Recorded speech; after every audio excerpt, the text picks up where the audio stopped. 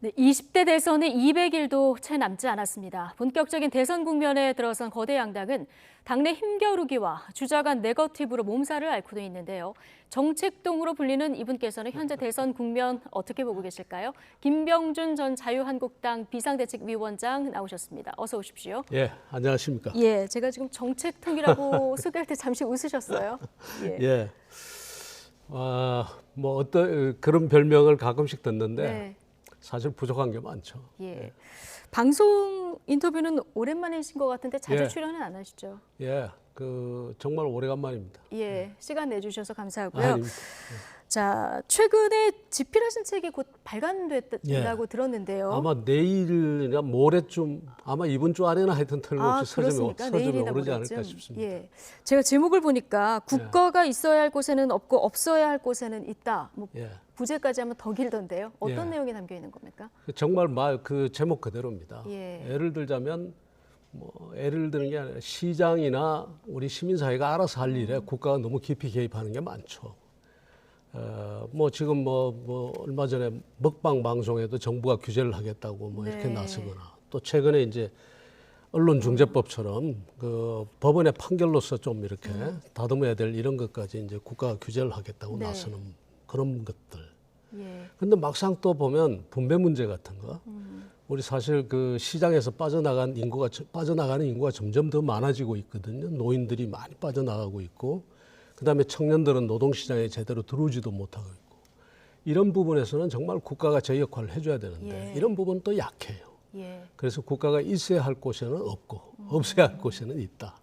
예. 그게 지금 상황이 아닌가 이렇게 봅니다. 예, 제가 제목만 볼 때는 현 정부 실정에 대한 비판만 담겼을 거다 이렇게 생각을 했는데 이게 보수 진보 둘 다를 향한 지적입니까? 그렇지 않습니다. 저는 지금 진보도 문제가 있고 보수도 예. 문제가 있는데 진보는 어떤 점에서 문제가 있는가 하면 사실 성장 담론이 약해요. 진보 쪽은. 네. 근데 성장이 안 되는 사회는 누가 고생을 하는가 하면 없는 사람들이 고생을 하고 약한 사람들이 고생을 하는 게 그게 우리 역사입니다. 네. 진보는 오히려 그야말로 성장을 이야기를 해야 되는데 성장 담론이 빠져나가 있고요. 예. 보수도 마찬가지거든요. 자유민주주의 이렇게 이야기를 하는데 그 사회가 공정하지 못하고 분배 구조가 잘못되면 당연히 사회주의 혁명하자고 하는 사람들이 예. 나타나죠. 그래서 분배 문제에 대해서 굉장히 큰 신경을 써야 되는데 그 부분이 약하거든요. 네. 그래서 제가 아주 이 성장 담론 없는 진보는 사이비 진보고 그다음에 이 분배 담론이 없는 그 보수는 이 사이비 보수다. 이렇게까지 이야기를 했습니다. 작정하고 쓰신 책이시군요. 네, 작정하고 썼습니다. 예. 지금 정치권의 이목이 내년 3월 대선으로 지금 향하고 있는데 경선 과정에서 여당, 제1야당 할 것 없이 잡음이 상당하거든요. 예. 그럼 지지율도 소폭 빠지는 그런 모습을 좀 보이기도 하는데 어떻습니까? 현 정치권 모습 전체적으로 어떻게 보고 계십니까? 실망스럽죠. 예. 그런데 실망스러울 수밖에 없는 구조가 있습니다. 그 구조가 뭔가 하면 정치도 이렇게 경쟁을 해야 되는데 사실 두 양당이 거대 정당이 거의 과점을 하고 있거든요. 거의 독점을 하고 있죠, 정치를. 그럴 수밖에 없는 게 선거법이다, 정당관계법이다, 그다음에 정치자금법이다. 새로운 어떤 정치 세력이 성장하지 못하도록 다 예. 맥을 다 막고 있어요. 그러다 보니까 기득권 정당 두 개가 중심이 돼서 막 이렇게 그 과점을 하고 있는데 그러다 보니까 이 경쟁도 자기들끼리 제한적 경쟁이에요. 네. 그러다 보니까 국민들이 점점 실망하는 일이 생기는 겁니다. 예. 자, 진보와 보수를 다 넘나드셨지만 최근 가까이는 예. 이제 보수 쪽에서 힘을 보태셨기 때문에 국민의힘 상황 위주로 예. 오늘 좀 질문을 드리겠습니다. 자, 지금 현 상황에서 야당이 잘하고 있는 건지 지금 지난주에 국민의힘 윤석열 전 총장 측하고 이준석 대표 간의 갈등 보도가 굉장히 많지 않았습니까? 이준석 대표의 경선 관리가 공정하지 못하다 지적하는 분도 있고요. 또 반대로 윤 전 총장 캠프 측에서 지도부를 너무 흔드는 거 아니냐 이런 지적도 나왔습니다. 어떻게 보셨습니까? 저는 기본적으로 지도부가 잘못한 게 우선 있다고 봅니다. 예. 그거는 뭔가 하면 정말 오해를 줬어요. 여러 가지로 어떤 특정 후보를 지원하는 것 아닌가라는 이제 예. 그런 인상이 있는데 그것을 먼저 이렇게 경선 이렇게 토론회 같은 것을 막 예. 밀어붙이니까 그 부분에서 좀 무리가 있었다. 무리가 있었다. 예, 왜냐하면 예. 경선의 그 룰을 만들고 이게 예. 하는 것은 후보 간의 합의가 굉장히 중요하거든요. 예. 왜냐하면 후보들만큼 절실한 사람들이 있겠습니까? 그러니까 후보 쪽의 이야기들 이렇게 들어서 예. 그 규칙도 만들고 또 게임의 룰도 만들고 해야 되는데 그러질 않고 일방적으로 밀어붙이려고 했던 그런 경향이 있었다. 네. 거기에 대해서 그다음에 특히 윤 후보 같은 입장에서는 토론회를 하면은 일단은 12대 1로 싸워야 되는 그런 예. 구도단 말이죠. 그러다 보니까 좀 그 룰을 좀 더 엄격하게 만들고 싶은 그런 욕구도 있었겠죠. 그런 것들이 수렴이 안 됐고 또 그런 과정에서 이 윤 캠프 쪽에서도 불필요한 이야기들이 많이 나갔어요. 너무 잡으면 알았다. 그래서, 탄핵 발언도 나왔고. 예. 그러다 보니까 뭐 그게 어떤 의도에서 나갔건 예. 안 할 이야기들이 많이 나왔죠. 그러다 보니까 이게 심각한 일이 벌어진 거죠. 일단 토론회는 취소가 됐고요. 논란 속에 이제 비전 발표회로 대체가 돼서 내일 열리게 되는데 윤 전 총장도 참석을 한다고 합니다. 예. 예. 그 사실 이게 그게 얼마나 효과가 있을지 모르겠어요. 예. 7분짜리에 네. 그 뭐 어떻게 국가학경 한 후보당 7분짜리 정책 발표를 하는 거죠. 예. 예. 그러니까 이게 과연 얼마나 효과가 있을지 모르겠고 그다음에 뭐 그런 정책 발표회라면은 후보 개인적으로 얼마든지 할 수 있거든요. 예. 그러니까 일종의 이제 그 서로 타협을 보는 과정에서 그런 중재안 정도가 나오지 않았나 하는데 뭐 그래도 이야기를 많이 하고 많이 들어보면 좋은 거 아닙니까? 그렇죠. 그래서 예. 그런 기회가 있다는 거는 뭐 나쁘지 않다. 봅니다. 결과적으로는 국민들이 이 후보들의 정책을 다 비교할 시간은 없었기 때문에 예. 내일 듣고 판단하는 것도 뭐 나쁘지 않을 것 같다 이런 생각은 들기도 예, 합니다. 그리고 예. 그 7분 안에 어떤 내용을 얼마나 축약해서 하느냐, 이것도 능력이겠군요. 그것도 일종의 하나의 그 우리가 눈여겨볼 부분입니다. 아, 그렇군요. 자, 조금 전에 이제 국민의힘 내 갈등 관련해서 지도부 잘못이 좀 있었다 말씀을 하셨는데, 자, 이준석 대표 리더십 좀 얘기를 해보겠습니다. 사실 당 대표 될 때만 해도 이준석 그 돌풍을 일으켰습니다. 30대 영선 당 대표가 돼서 굉장한 그 화제를 불러 모았고 실제로 젊은층 지지층 흡수하는 이런 성과도 거두지 않았습니까? 네. 2달 지난 이준석 리더십 어떻게 평가하고 계십니까? 일의 순서나 일의 무엇을 할 것인가에 대해서 좀 더 깊이 생각했더라면 하는 부분이 있어요.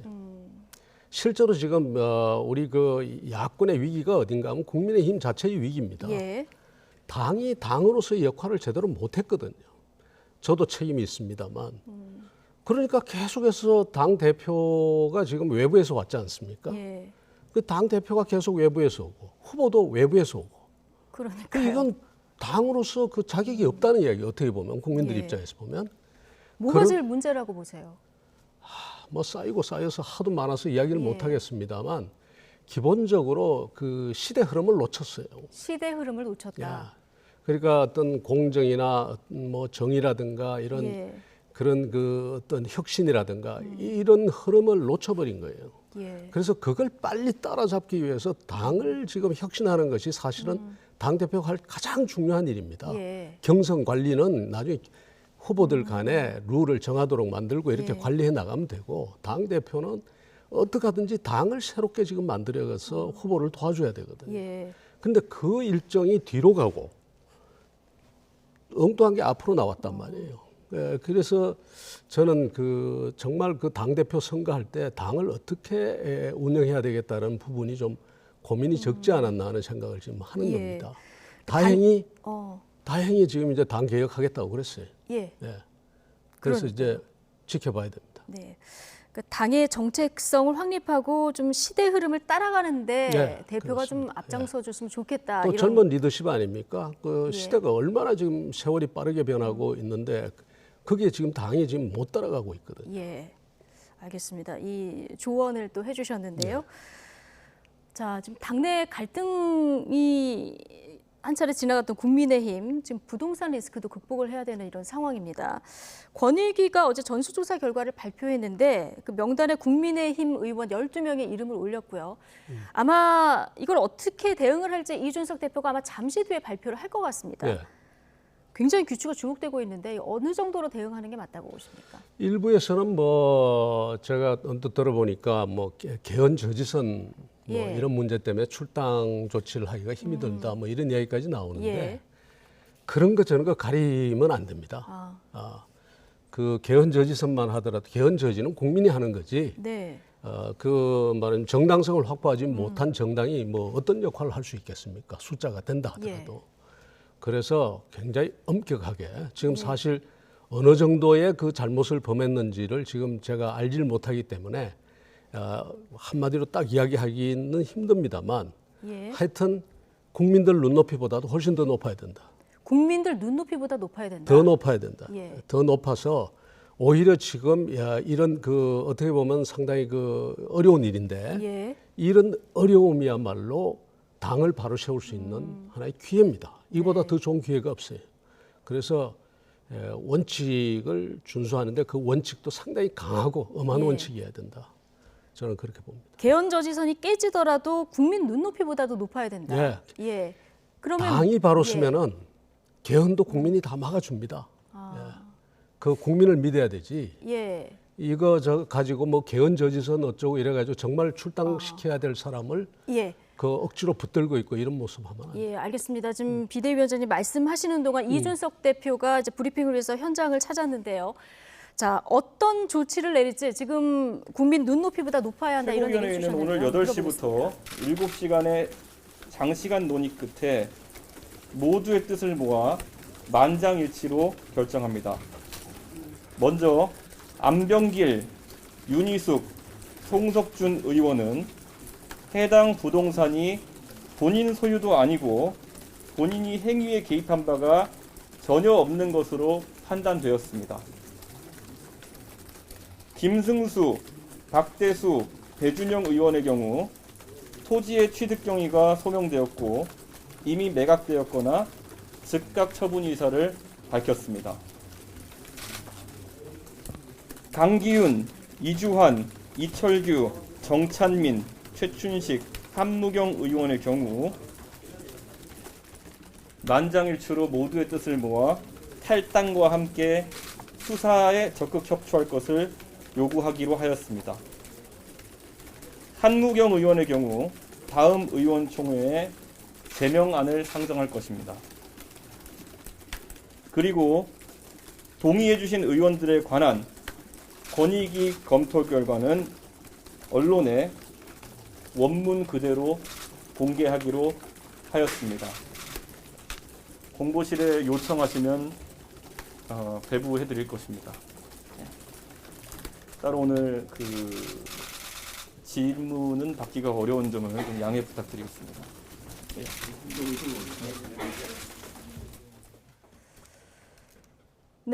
지금 이준석 국민의힘 대표의 지금 어제 권익위 그 처분 결과 의혹 그 결과 발표에 대한 당의 대응 방안을 듣고 오셨는데요.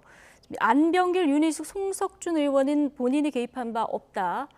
자, 그리고 강기훈, 이주환, 이철규 의원은 탈당 및 수사 협조를 요구하겠다. 그리고 한무경 의원은 의원총회에 제명안을 상정할 예정이다. 자, 이렇게 얘기를 했는데, 자, 저희가 개개 의원별로 상황이 정확히 어떻게 되는지를 모르기 때문에 지금 뭐 어떻게 평가를 하기가 어렵습니다만은 권익위 검토 결과는 언론의 원문 그대로 지금 그대로 실겠다 이렇게 얘기를 했거든요. 옆에서 그거는 지켜보시기에 당연히 해야 될 조치고요.